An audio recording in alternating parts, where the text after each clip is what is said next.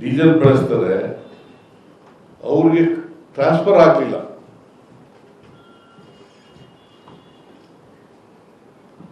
Crude oil ಬೆಲೆ ಕಡಿಮೆ ಆದರೂ ಕೂಡ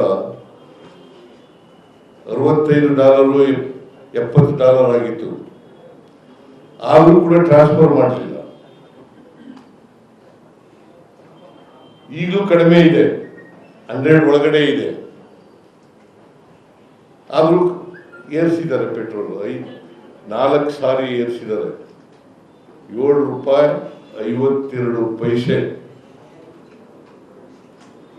ಸೊ ಇದರಿಂದ ಏನಾಗುತ್ತೆ ಅಂತಂದ್ರೆ ಬೆಲೆ ಏರಿಕೆ ಆಗುತ್ತೆ. ಒಂದು ಹೋಟೆಲ್ ತಿಂಡಿಗಳು ಜಾಸ್ತಿ ಆಗ್ತದೆ, ಪೆಟ್ರೋಲ್ ಡೀಸೆಲ್ ಬೆಲೆ ಜಾಸ್ತಿ ಆದ್ರೆ ರೈತರು ಕಷ್ಟ ಸಿಕ್ಕಾಕತ್ತಾರೆ, ಸಾಮಾನ್ಯ ಜನ ಕಷ್ಟ ಸಿಕ್ಕಾಕತ್ತಾರೆ.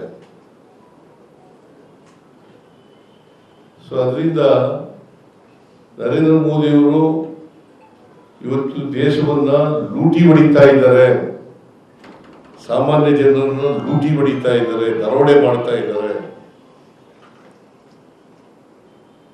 ಅಂತಕ್ಕಂಥದ್ದನ್ನು ಹೇಳಲಿಕ್ಕೋಸ್ಕರವಾಗಿ ಈ ಪ್ರೆಸ್ ಕಾನ್ಫರೆನ್ಸ್ ನ ಕರೆದಿರ್ತಕ್ಕಂಥದ್ದು.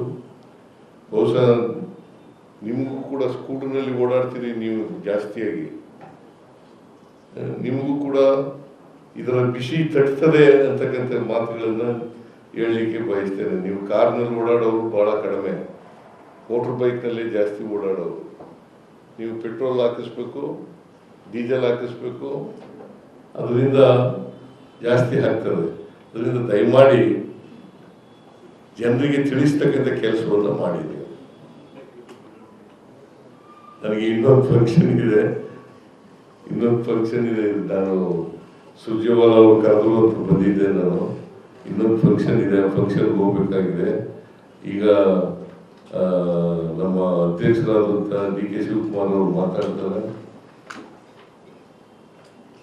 ಆಮೇಲೆ ಏನಾದ್ರು ಪ್ರಶ್ನೆಗಳಿದ್ರೆ ಸುರ್ಜೇವಾಲ ಅವ್ರನ್ನೇ ಕೇಳಿ ಅವ್ರು ಉತ್ತರ ಕೊಡ್ತಾರೆ.